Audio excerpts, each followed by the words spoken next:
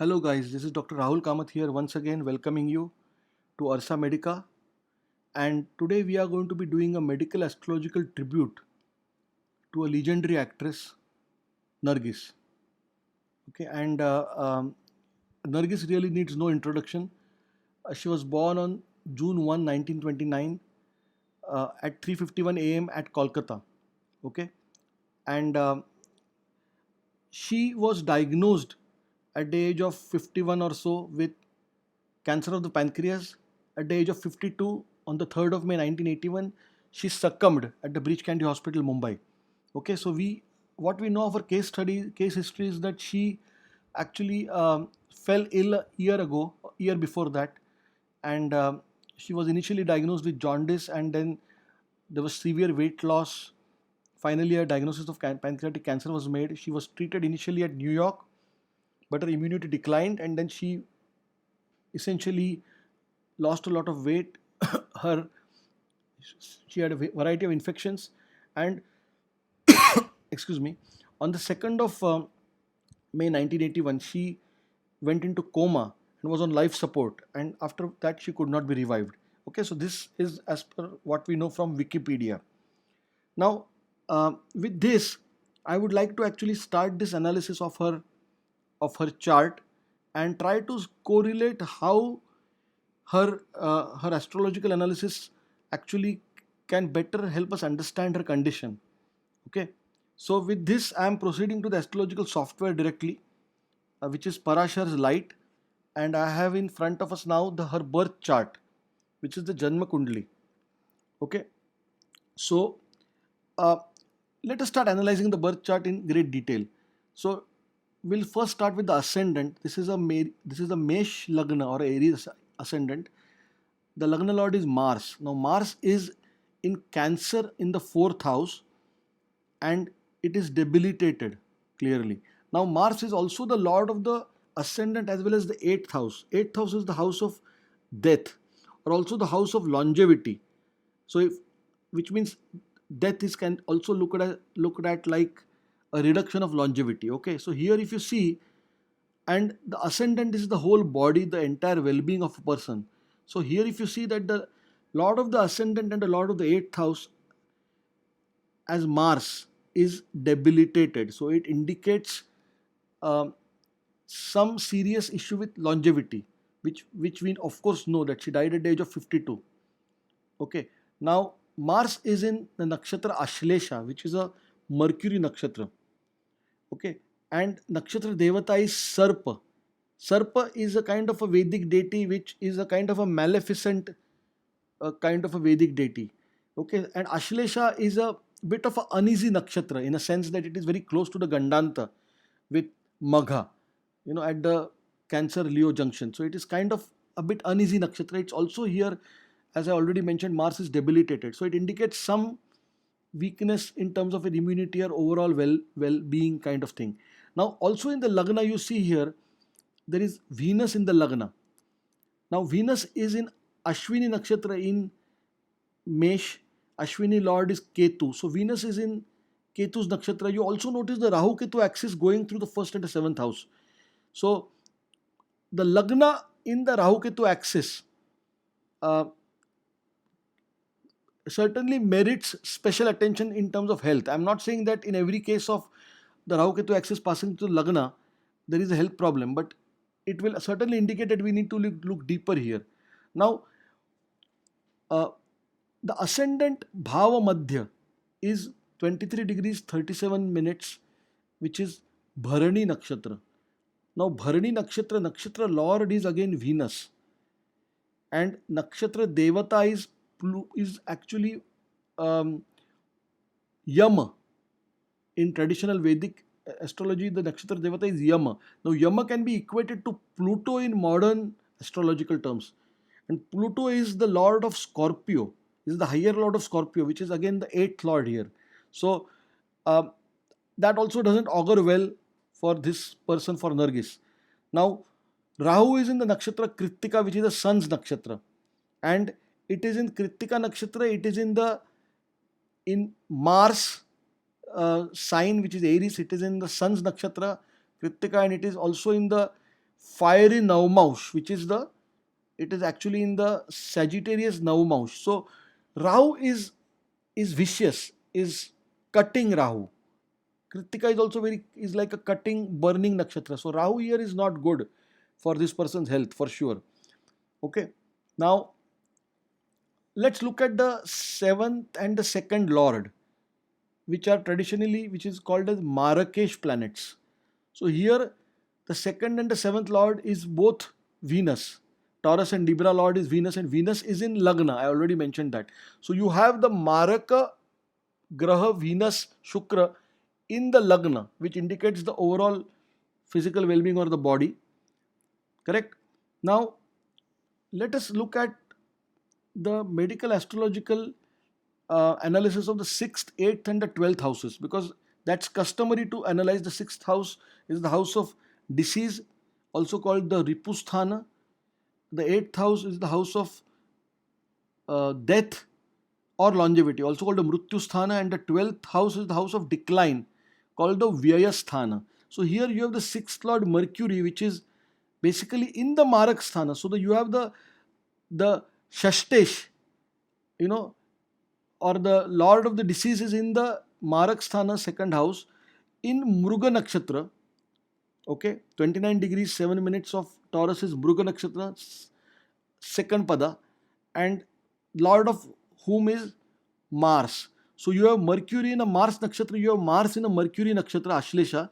So you have a nakshatra parivartan yoga between Mars and Mercury. And this is, I think, very important to this chart, because Mars being the Ashtamesh and the Lagnesh, and Mercury being the Shashtesh and the Trutiyesh. The third lord is also the Prati Ashtama Sthana. It is a Bhavat Bhavam of the Ashtam Sthana. So it is also indicative of death. Okay. So it's a very potent combination there. Now you also find Sun in second house in Rohini Nakshatra, which is the moon's nakshatra. Now Sun basically is a malefic in medical astrology, because unless it is in a very good position, well aspected by Jupiter and by other planets, it will have a tendency to be malefic. It might give a person great worldly success, but it will affect the person's health usually. So Sun in the second house certainly is not a good position here.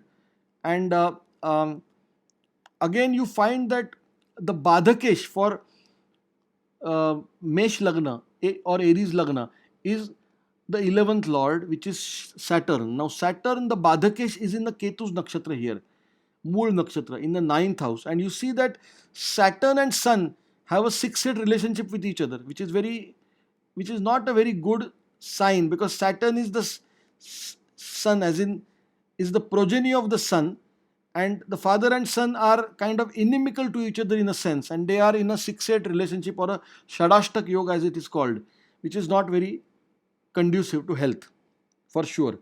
Now you notice a couple of things here additionally. Moon, of course, moon has to be looked upon at the very beginning, but I'm coming to it a little later in this analysis. Moon here is in the 11th house in Aquarius in Shatabhishak nakshatra. Shatabhishak is a Rahu nakshatra, and 11th house is also the Prati 6th house. Okay, so in that sense, it also indicates a tendency towards a disease. Now I want to also look at some other aspects of the Rashis, which is what we call the cardinal fixed and the mutable signs, or in Sanskrit we call them Charasthira and Dviswabhav kind of a Rashis. Okay, so here just for the sake of quicker understanding, Mars you find is in a Chara Rashi, which is Karka, and it is in a watery sign, and as I have explained later, it is in a Sarpadrishkan, which is a separate discussion altogether. So it's in a Chara Rashi, so health is going to be continuously changing all the time. Chara means it can accelerate quickly. Its situation keeps on changing. It's not like a fixed situation. You have moon again. Moon is in a Sthira Rashi, Kumbha. So this is a person with a very strong mind. Once that mind decides something, whether for good or bad, it can also actually increase the disease producing tendency sometimes, because by being very stubborn about certain things also. Um, Mercury again is in a Mercury, which is sixth lord, is in a Sthira Rashi or Vrishab, which indicates that the disease becomes chronic. It will not go away quickly. Okay, so such analysis we can also do additionally. Okay, now I want to look at the D9 chart here on the side. Just focus on the D9. We are not looking at anything else right now in this screen. In the D9 chart, we kind of refine our understanding of what we just discussed. So here if you look at it, some quick observations. The Sun and the Ketu are in the 8th house. Extremely bad position for Sun and Ketu, which actually shows, in fact, the Sun in the D1 is looking at the 8th house directly also. And here you see Sun and Ketu in the 8th house. Ketu is a malefic, Sun is also a malefic, as I already mentioned, and in the 8th house, it indicates a complete damage to immunity for sure in this case. Okay. Mars is with Uranus and Rahu. Now, Mars, Uranus, and Rahu is almost like an explosive combination of sorts. Okay, and that's in a fiery sign of Dhanu also.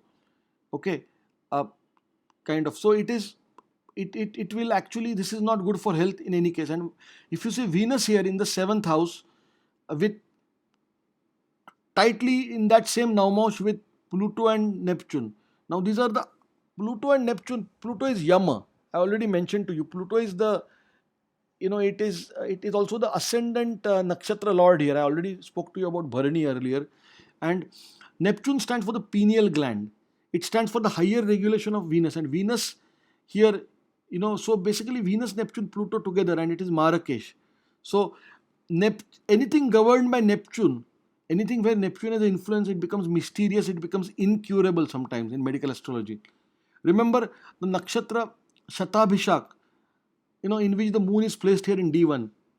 Shatabhishak, the nakshatra lord is Rahu, but the nakshatra devata is Varuna, which is also Neptune in modern medical astrology. So you find here Venus is severely afflicted. And of course, Mercury here is in the 11th house, which is the house of disease. So our analysis is bang on. What we saw in the D1, we confirmed in the D9 chart. So this is what, just to complete the slide, I'm back to the presentation. Okay, and I already discussed this D1, D9, and just to sort of enumerate some of the points once again. The first point was about the ascendant lord. The second point was about Venus, how Venus is placed in D1 and D9, everything. Then I spoke about how Mercury and Mars are severely afflicted. And then I spoke about how Jupiter and Mars are in a 6-8 relationship also in D9. Okay. So with this, now I want to go to the Dreshkan Kundali. Now the D3 chart or the Dreshkan Kundali, is also used for localizing disease. So we generally know now that these are the grahas which created disease for Nargis. Okay. We discussed in quite some detail. Now let us look at which part of the body was affected by which graha and in what way. Can we sort of hone down to that now? So here, when you look at Dreshkan Kundali, you see that the sun is in the Virgo Dreshkan. So the area of the Virgo basically stands for the epigastric area, just the area just below the chest wall or the chest cage and above the umbilicus. That is the epigastric area. That is also the area where in the background is the pancreas. Okay, and it's also the solar plexus which is there. So you see the sun there. So it indicates something inflammatory, something wrong at the level of that region. So the pancreas theory is borne out by this one analysis here. Also, you see that Venus and the sun. Now, one of the indicators of pancreas is also Venus. So Venus is also a karaka of glands in the body. So Venus, for example, thyroid gland, if it is, or say it's like, let's say, even to some extent liver, although liver is governed by both Venus and Jupiter, or even kidney, or parathyroid glands, or pancreas. or even ovaries and testes. These are governed to some extent by the Venus for sure. Okay, and so therefore you see that the Venus and the Sun here, they have some sort of a Shadashtak relationship here. Venus in one indicates that the problem with this entire system was also governed from the region of the brain, that the pineal gland and the Venus, Neptune, that kind of a thing created this disease essentially. Mars in the Scorpio indicates disease or problems at the level of the urinary bladder, at the level of the kidneys, at the level of also maybe infection, urinary tract infection, because that is what uh, it some of the history tells us, that she suffered from a lot of urinary tract infections towards the end.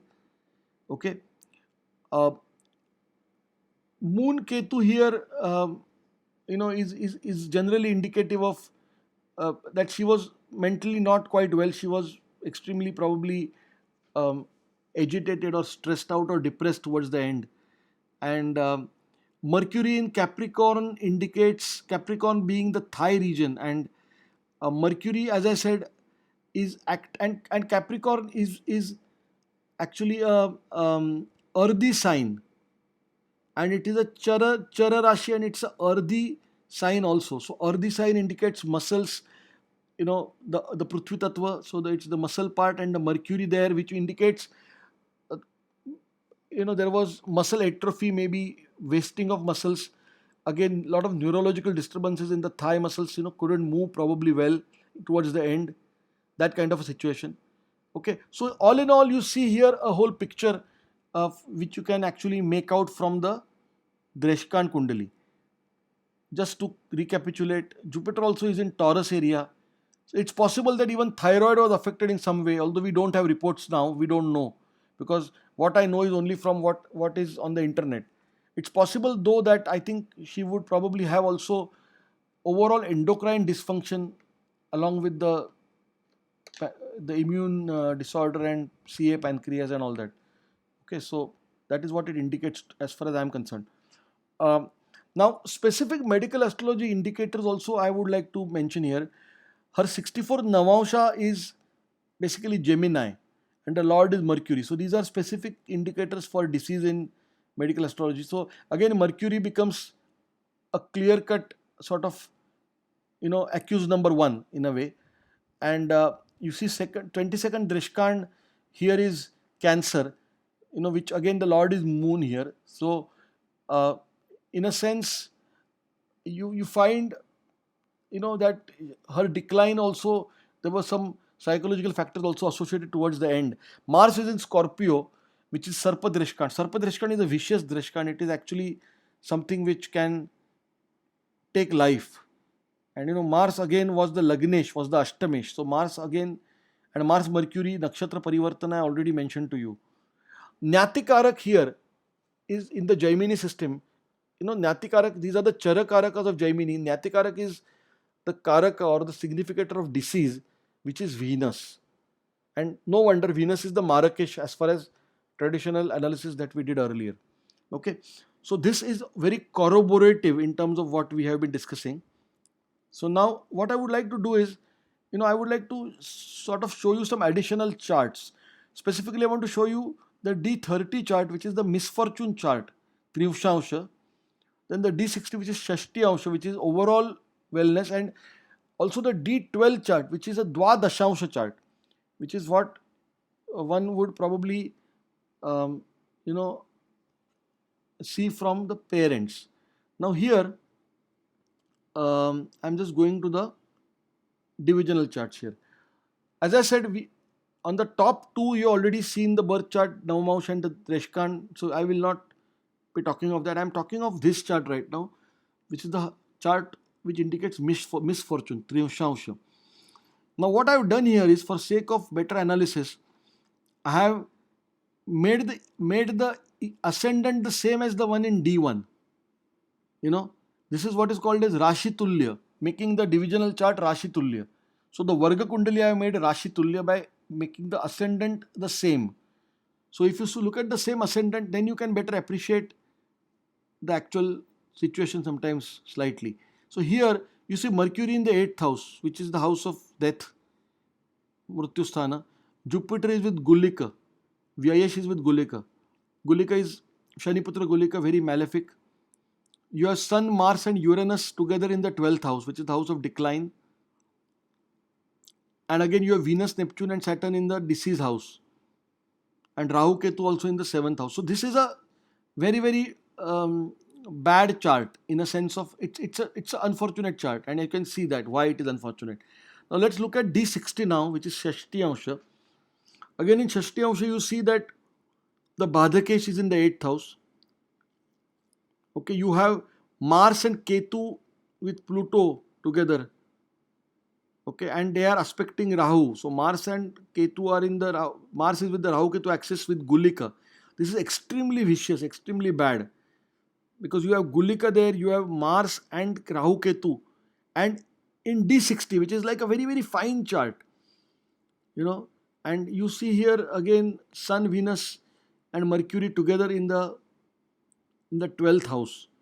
The exalted Mercury is a problem. The exalted Venus in Pisces is a problem here, because it is a Marrakesh and it is exalted with 6th Lord in the 12th house. So it created a rapid decline for her in terms of the disease progression. Now D12 is the Dwadashansh, which is the parental chart. In a sense, what you inherit from your parents and what you kind of pass it on as well. So you must be aware that her son, the famous actor Sanjay Dutt, is also reported to be having lung cancer and is under treatment. And there are certain factors or certain sort of indicators or antigens which are similar in lung cancer and in cancer of the pancreas. So there is something called as carcinoembryonic antigen, for example. So here you can see some of the things here, that here in the 8th house there is Sun. This is extremely bad again for immunity purposes in terms of something from the paternal side in some way, because Sun also indicates father. Moon is with Ketu again, which is some kind of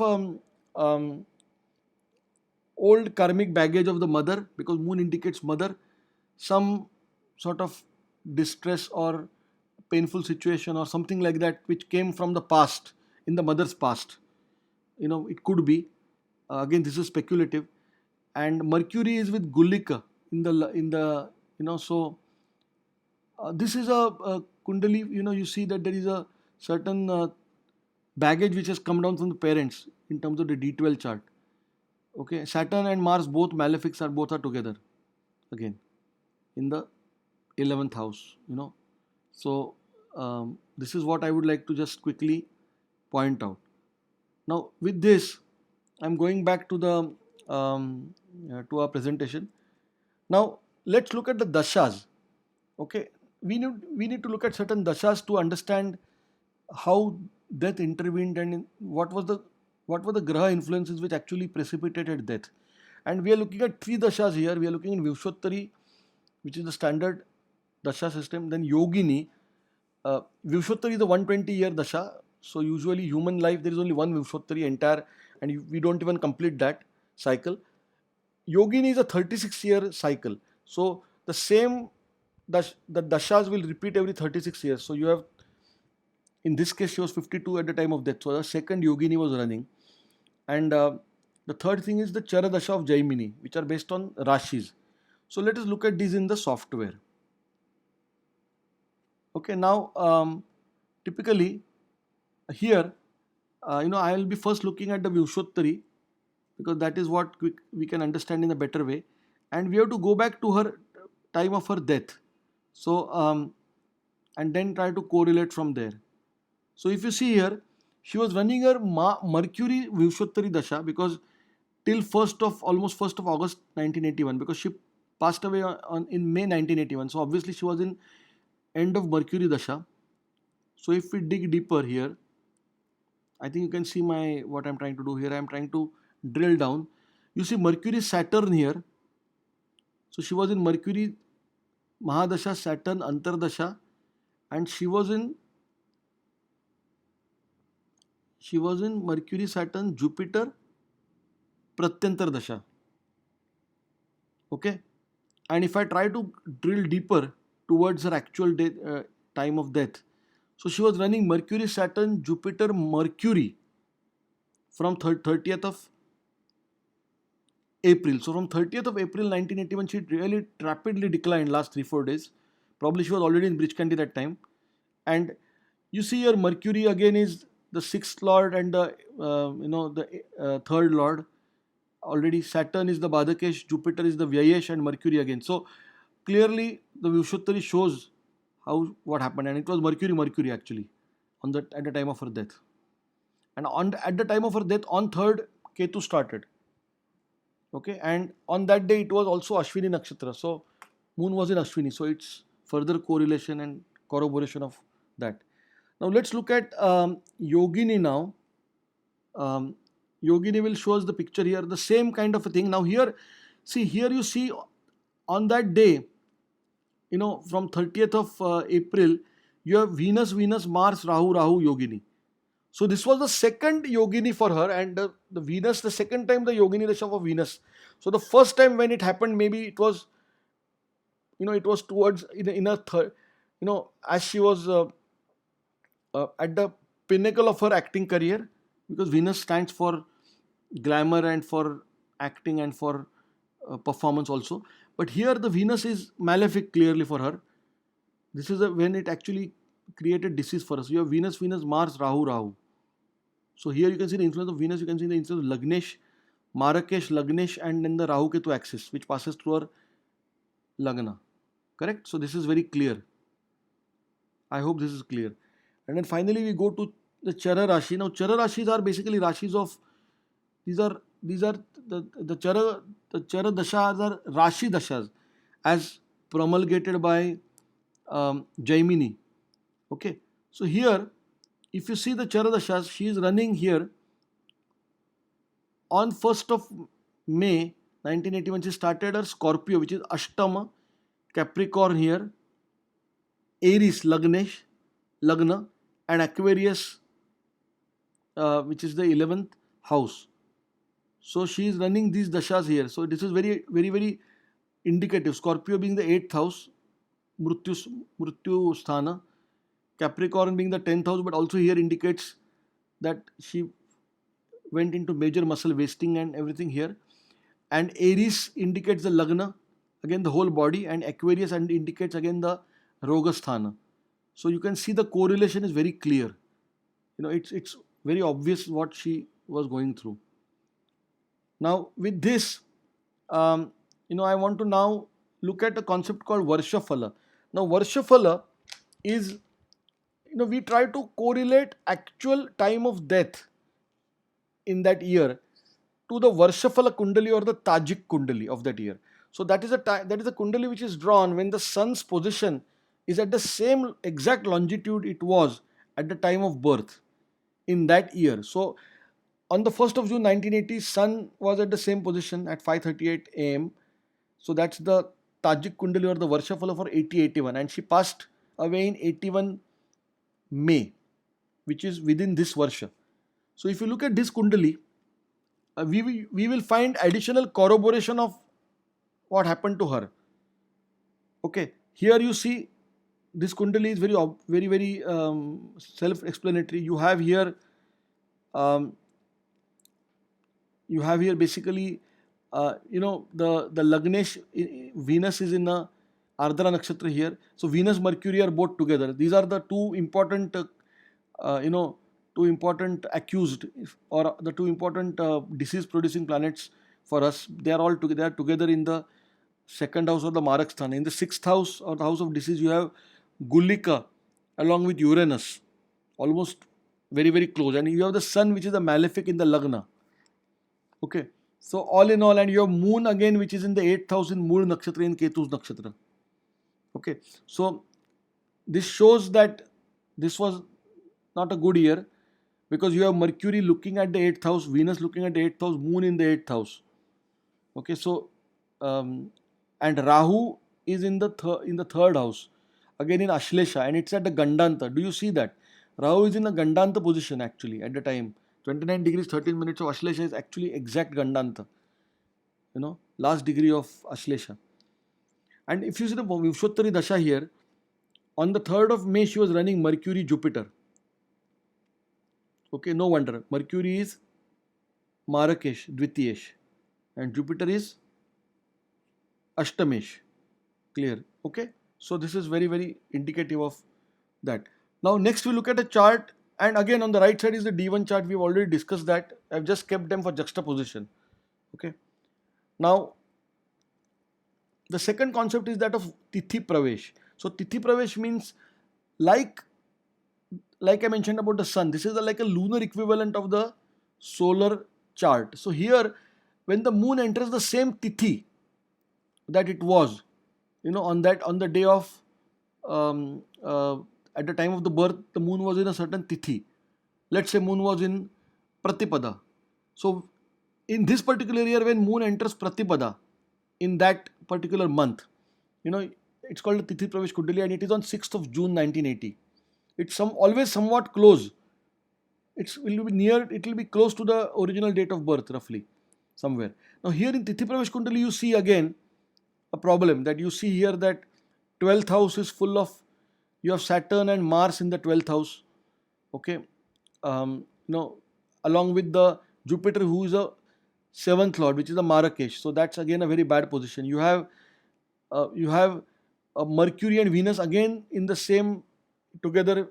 Mercury is in Rahu's nakshatra Ardra, Venus is in Mrugashirsha, so which is again not in a, so something similar. And you see moon is in the 6th house, and Rahu Gulika again in the 11th house. So it's somewhat similar. And if you see the Vimshottari Dasha here, on the 3rd of May it is Rahu, Venus, Rahu. Okay, so Rahu I mentioned already is in the Gandanta position. Venus is clearly one of our major perpetrators, and Rahu. So Rahu, Venus, Rahu is operational on 3rd of May. Vimshottari as per the Tithi Pravesh Kundali. Okay.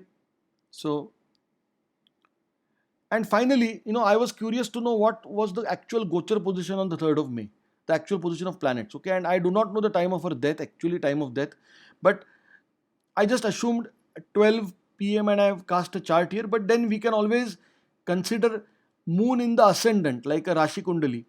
Even if we do that, we find that you have Mercury and Venus and Mars. So all the planets, Ashtamesh, Shashtesh, Marakesh, all three in the Lagna with exalted sun and moon together. So it's exalted sun with moon in that means it's Amavasya situation.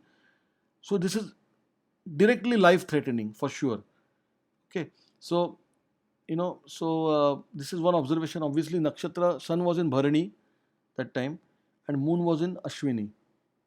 Okay, so and one thing I would like to mention here, since moon was in Ashwini, Ashwini nakshatra lord being Ketu, okay, and Ketu being Moksha Karaka,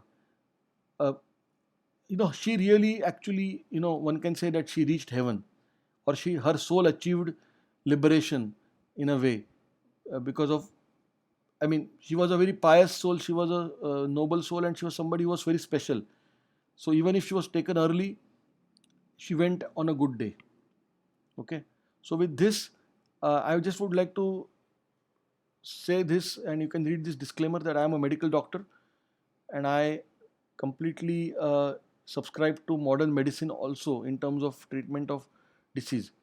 And I have tried to basically blend understanding of medicine and Jyotish, and try to kind of enrich this domain of medical astrology in my own way. So thank you so much for tuning in and for subscribing and listening. And finally, as Hippocrates says, life is short and art is long. Opportunity fleeting, experimentations are sometimes perilous, and judgment difficult. Thank you so much. Please like my channel, if you like my channel, of course. Share with people who are like-minded. This kind of content is not for everybody. I can understand it's for a very discerning audience like you. And please subscribe, because every subscription which I get from you adds fuel to my endeavor. Thank you so much. This is Dr. Rahul Kamath signing off. See you soon. Bye.